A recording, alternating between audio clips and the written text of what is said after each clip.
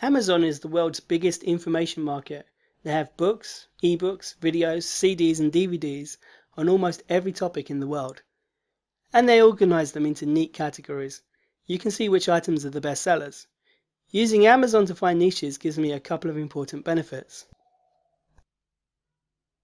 1. I can find the most popular niches within a market sector. 2. I can find the niches where people are willing to spend money. There are plenty of topics that people like to chat about without ever paying €1. It's pretty hard to get rich selling information about crop circles, for example. Let's take a look at Amazon and search for books about web development. I like to browse through the book categories for the topic I'm looking for. Using the search feature does give good results, but I sometimes miss books that don't have the keywords in the title. Let's take a look at the bestsellers in the web development and design category. Ignore the random books that seem to be popping up in the results. I have no idea why they're included. Let's just focus on the books which are really about web development and design. As you can see, there are lots of books about HTML, CSS, JavaScript and Python. And the same pattern repeats over several pages of results. There are also more than a few books on internet marketing, which is interesting.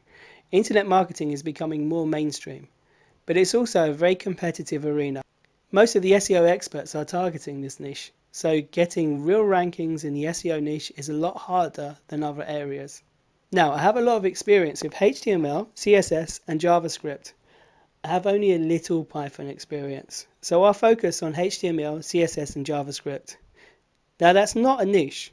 A niche is a segment of a market. It's basically a group of people. HTML, CSS and JavaScript are topics. To discover my niche, I have to say who my audience is. Is it experienced web developers, artists, students, people who want to build their first site? Most of the books on the front 2 pages are very beginner oriented. Let's click on a couple of the books to find out more about the intended audience.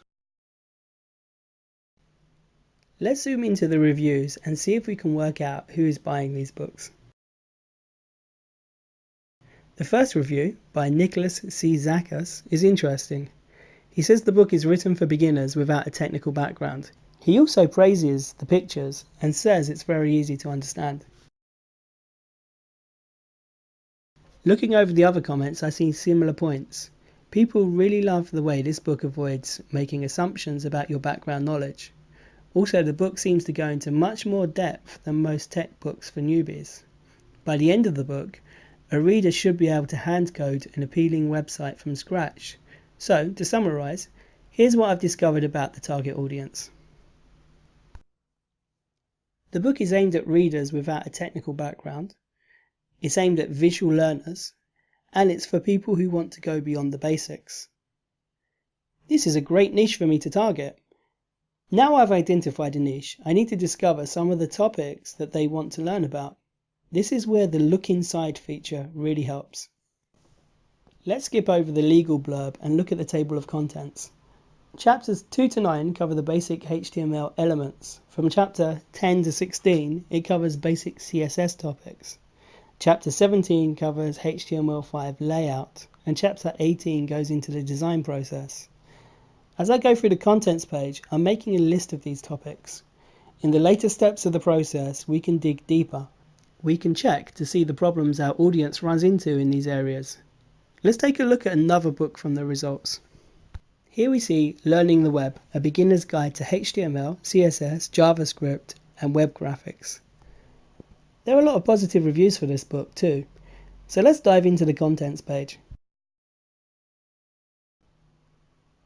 Now the contents page is much more detailed. We can see lots of topics like, what does a web designer do? How the web works, site performance, progressive enhancement, validating documents, marking up text, table markup, HTML5, Canvas, and many more. You can go through a lot of books on Amazon and come up with many topic ideas. Did all that make sense? If you have any questions, send them to me through the feedback system. For now, let's move on to the next step.